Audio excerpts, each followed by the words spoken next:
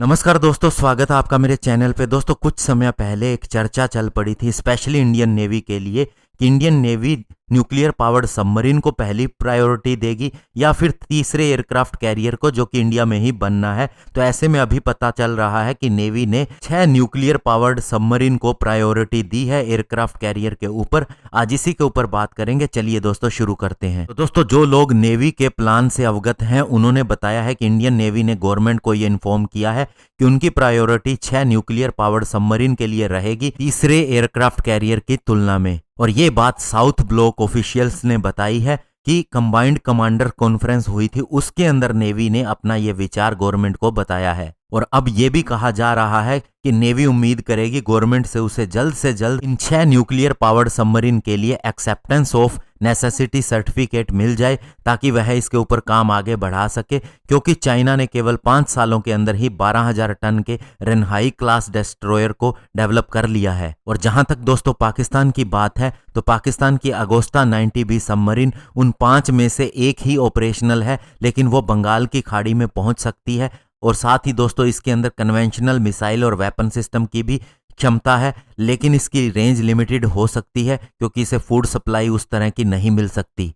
और दोस्तों, nuclear powered submarine पूरे इंडो पैसिफिक रीजन को पेट्रोल कर सकती है केवल एक बार सरफेस पे आने से ही। और चाइना के पास ऐसी 12 सबमरीन ऑपरेशन के अंदर हैं, जिनमें से लेटेस्ट है 095 अटैक सबमरीन, जिसका दोस्तों एक्वोस्टिक सिग्नेचर यानी कि जो शोर करने वाला उसका एक क्षमता होती है वो और भी कम कर ली है अगर उसका कंपैरिजन उसी की हान क्लास की सबमरीन से किया जाए।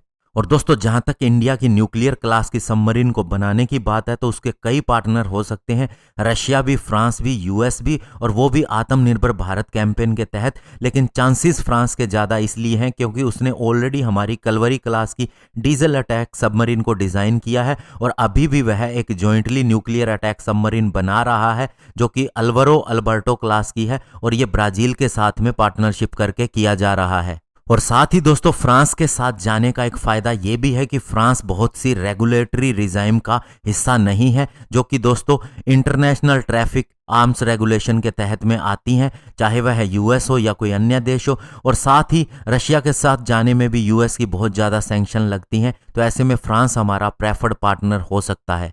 और दोस्तों, चाइना की नेवी अगर शिप्स की संख्या के मामले में कही जाए तो अमेरिकन नेवी से भी आगे है, तो ऐसे में हमें अपनी तैयारी पूरी कर लेनी चाहिए।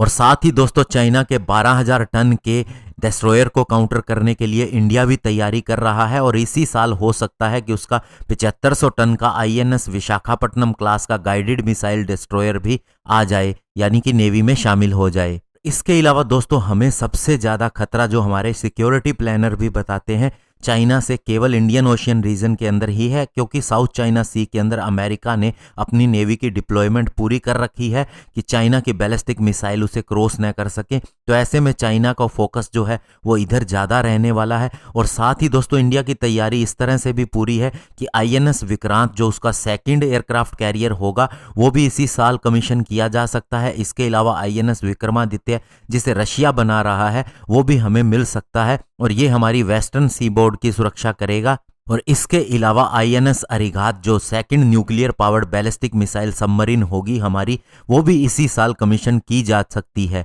तो ऐसे में दोस्तों, इंडिया की तैयारी भी पूरी है और आगे भी हमें उसी तैयारी के ऊपर बढ़ते रहना है। धन्यवाद। जय हिंद।